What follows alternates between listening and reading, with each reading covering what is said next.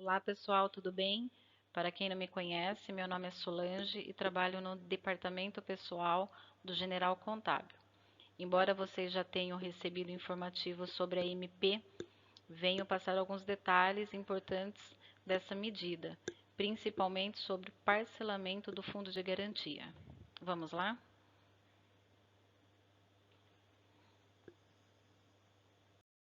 Da aplicabilidade e do regime da calamidade pública. A MP 927, ela foi homologada no dia 22 de 3 de 2020. Teve a sua vigência retroativa ao dia 22 do 2 e durará pelo período do estado de calamidade pública até 31 de 12 de 2020. Um ponto importante da MP 927 é a possibilidade do acordo individual por escrito entre empregado e empresa. Antes da MP, isso não era possível, porque todos os acordos eles tinham que ter anuência do sindicato da categoria de cada empregador. E com a MP se torna possível essas negociações. Os principais pontos trazidos pela MP 927 são o teletrabalho, antecipação de férias individuais e concessão de férias coletivas, o aproveitamento e antecipação de feriados, o banco de horas, a suspensão do SST, que é a segurança do trabalho, o deferimento do recolhimento do fundo de garantia. Esse é um dos principais pontos que a MP 927 traz. Vamos falar um pouquinho do teletrabalho, mais conhecido como home office. Esse método ele já é utilizado por diversas empresas e a MP 927 trouxe essa modalidade para que as empresas possam colocar seus funcionários trabalhando de forma segura em sua residência.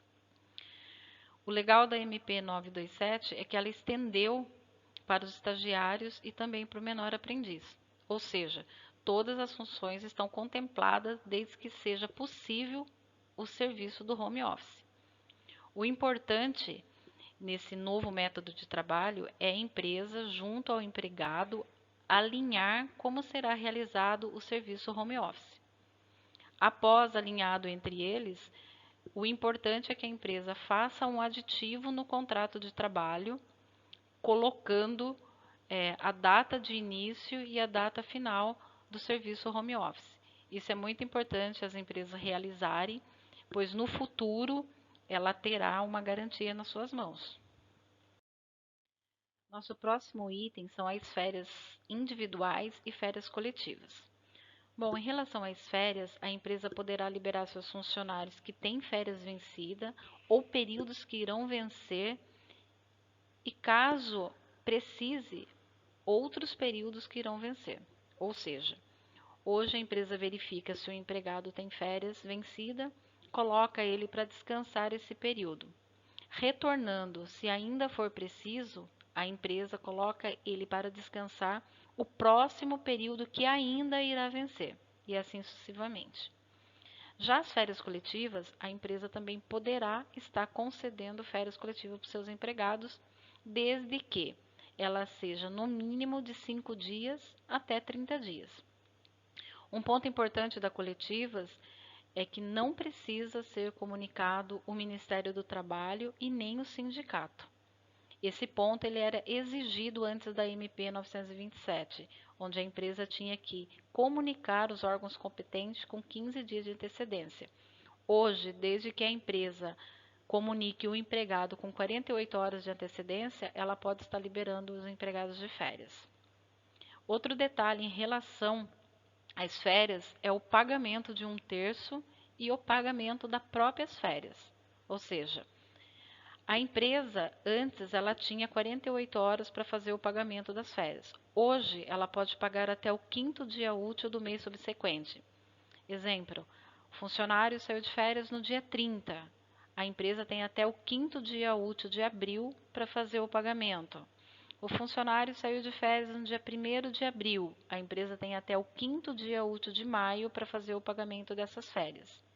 E ainda pode optar pelo pagamento de 1/3 ser pago no dia 18 de dezembro de 2020.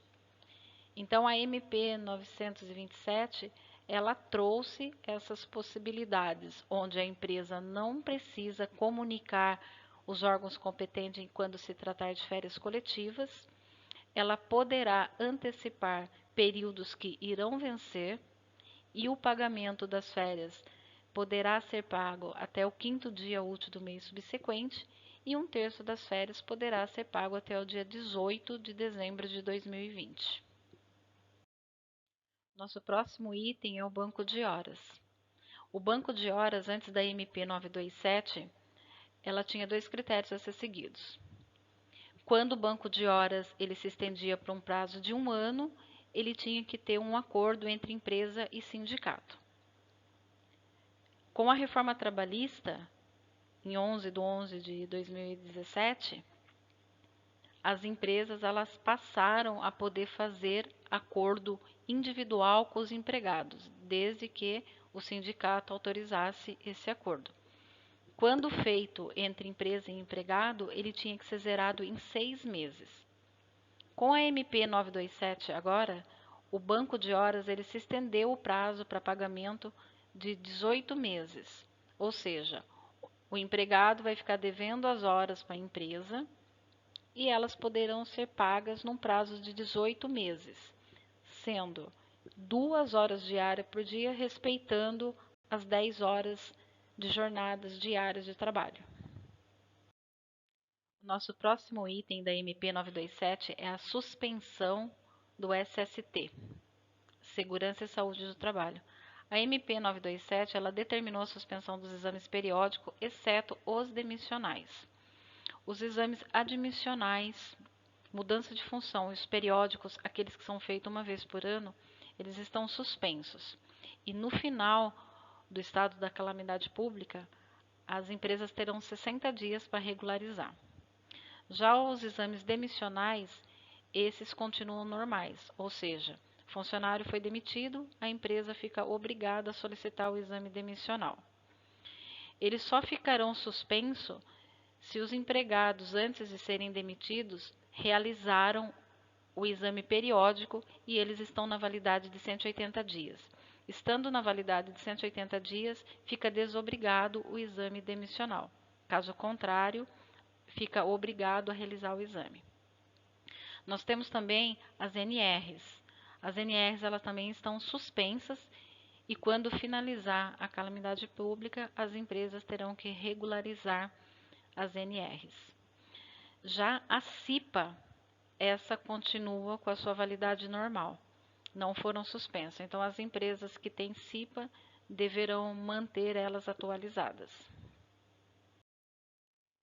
Nosso próximo item é a suspensão do contrato de trabalho. A MP 927 possibilitou a suspensão do contrato de trabalho por 4 meses. Porém, no dia seguinte da sua publicação, o presidente Jair Bolsonaro revogou esse item, ou seja, ele deixou de ter validade. Com o intuito de eliminar a burocracia, além de suspender os prazos administrativos, a MP suspende também as negociações dos acordos e convenções coletivas. Devido ao estado de calamidade pública, a atuação dos fiscais de trabalho ficarão ainda mais reduzidos, onde eles estarão verificando os pontos relevantes, como a ausência de registro de empregados, grave e iminente risco, acidente de trabalho fatal e trabalho em condições análogas a de escravo ou trabalho infantil. Além disso, a MP 927 ela se estende aos trabalhadores temporários, de terceirização, empregado rural e ao trabalhador doméstico. Agora nós vamos entrar num ponto importante que é o deferimento do recolhimento do FGTS. Bom, essa semana você já recebeu no seu e-mail informação sobre o parcelamento do FGTS, das competências de março, abril e maio de 2020, onde poderão ser parcelados sem qualquer encargo de multa ou juros. O que nós precisamos de vocês? Que vocês entrem em contato com o nosso departamento pessoal, informando se irão ou não aderir ao parcelamento. Aderindo ao parcelamento, a competência do mês de março, abril e maio serão somadas e divididos por 6.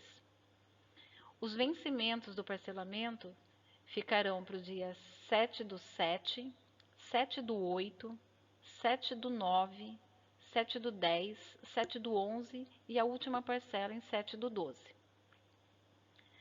Para os empregados que forem demitidos, o fundo de garantia desse empregado deverá ser recolhido na totalidade.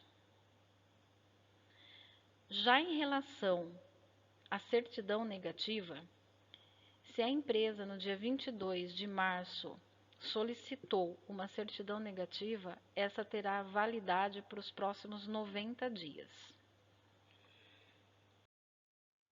Bom, chegamos ao final e eu gostaria de fazer um adendo com relação ao parcelamento do FGTS. Caso haja demissão de um empregado, o valor do fundo de garantia desse empregado demitido, ele deverá ser recolhido na sua totalidade e também será recolhido sem os juros e multas. O valor desse empregado que estará sendo recolhido, ele será ajustado nas próximas parcelas do fundo de garantia. Bom, é isso. Eu agradeço a sua atenção. Peço que, se aderir ao parcelamento do FGTS, entre em contato com o departamento pessoal. Vou deixar aqui o nosso e-mail, dp@generalcontabil.com.br. Conte conosco. Muito obrigada.